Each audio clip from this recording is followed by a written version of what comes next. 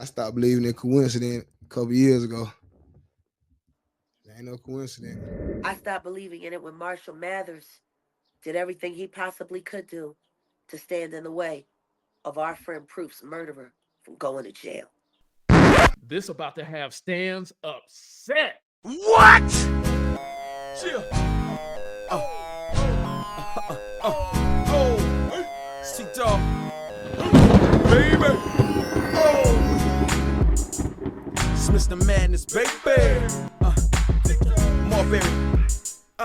Dick Jones. And now they call me Fire. Okay, so everybody's pretty familiar with Jaguar Wright. This lady has been pretty much like a whistleblower in her own right. She's been talking about everything from Diddy long before that's grabbed pretty much the major headlines, just anything in entertainment. But now, surprisingly, she has some pretty explosive claims going against Eminem. And I think this one is really going to trigger a lot of Eminem fans, especially. And it's going to bring up a lot of discussion. So let's check it out. Talk about it. Damn. Eminem.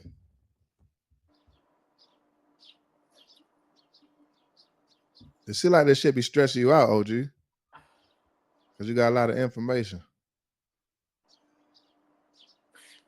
Proof dying was terrible.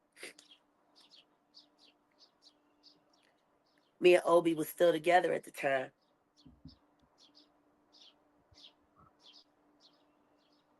When I got that, it was New Year's, and Obi and me was supposed to be meeting in New York.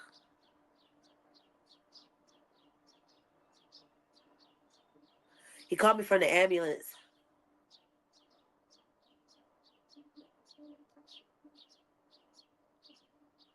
Just shock. He just been shot in the head. He was bleeding out of the head. And he's talking on the phone to me. Damn.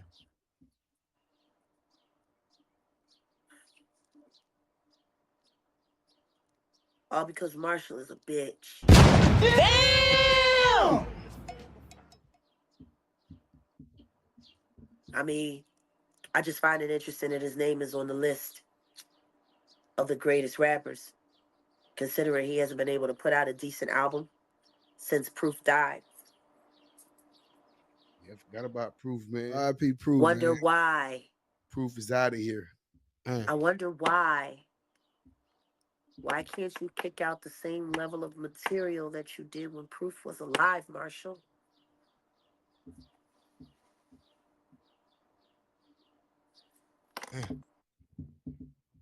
Nowadays, everybody want to talk like they got something to say, but nothing comes out when they move their lips. Just a bunch of gibberish, and motherfuckers act like they forgot about Proof. Huh? Because that's who wrote it. Oh. Because that's who wrote it. Damn.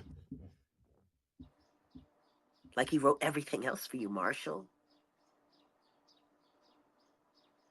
No game. You were going to hand him. You were supposed to turn over 8 Mile. That was the deal. You got to play fucking butt buddies with Dre in LA. And you were supposed to turn fucking 8 Mile over to Proof. And then he gets shot to death. And the law blamed it on him, even though he was defending himself, and you did absolutely nothing. Marshall. It was a cold, cold game, boy. How's Dre's dick feeling in your ass these days? Oh my God! Yikes. Nowadays, everybody wants to talk like they got something to say, but nothing comes out when they move their lips. Just a bunch of gibberish. Motherfuckers act like they forgot about Proof.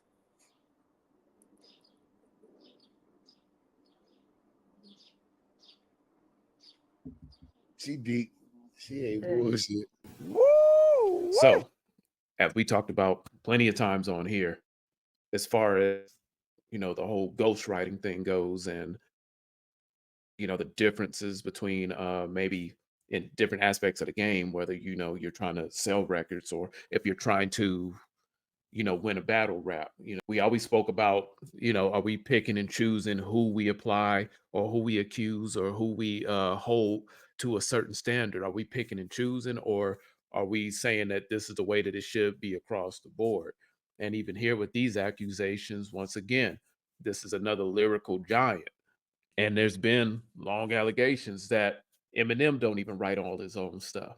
And this is the guy that people, even black people, surprisingly, are trying to put as the face of what hip hop is, the culture. I can just speak from my experience. This isn't a new claim or something new that I've heard.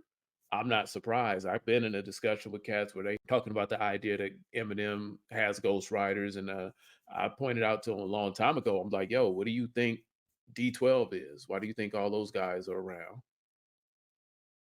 Why do you think the different people around Eminem that kind of prop him up are around?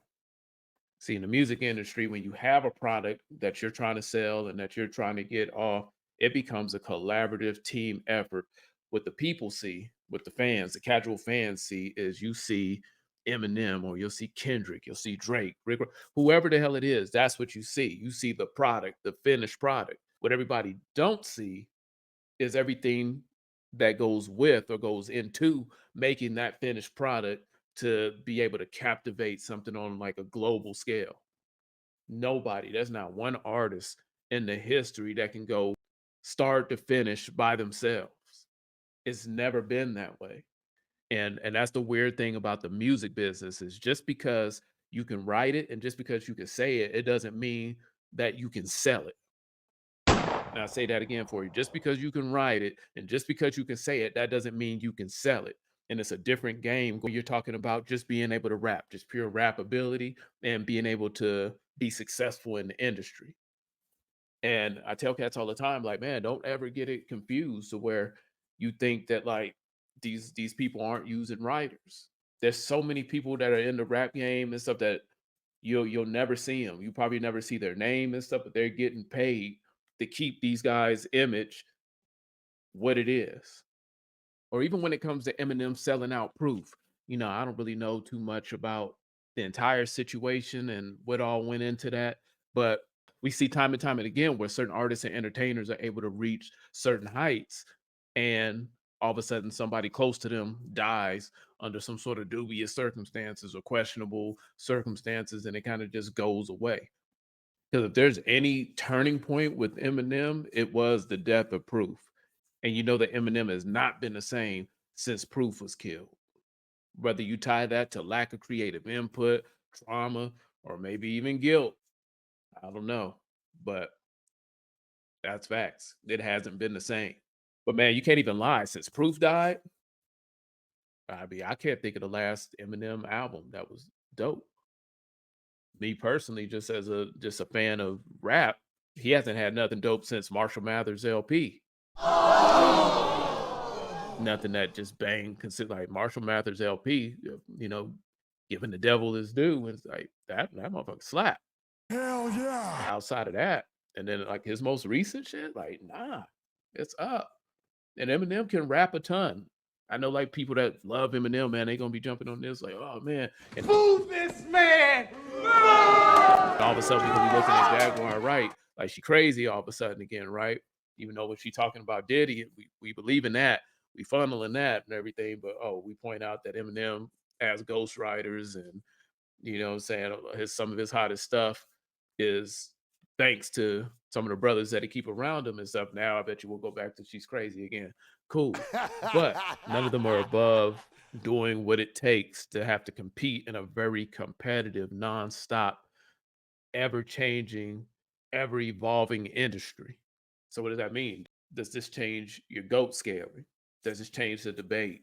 Or do we still separate the two? Depending on that dynamic of what we're talking about. If we're talking about an album, do we accept that? If we're talking about a battle rap, is that completely forbidden? Is it forbidden completely across the board? Like, how do y'all take that when y'all hear this? But, hey, Stans, don't be coming at me mad. As I was like, hey, I just point out the obvious stuff, and then when you see it or when you hear it from another place, it's like, oh, okay, all right.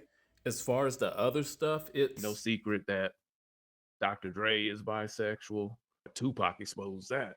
It's no secret how the industry really works. I mean, will we be surprised? Or again, are we picking and choosing and so who we tend to make fun of based on image and what's projected? I don't know, but I'm not gonna get too much into that. I can just say that the shit we know how a lot of this shit goes in the industry and how it works, but why we act like we're surprised or why we downplay it based on the situation or based on if it's one of our favorite artists or people, I don't know. But I want to know what y'all think out there. If you haven't already, make sure you like, subscribe, hit the notification bell. That'll let you know when I'm on here giving y'all that grease. And until next time, I'm out.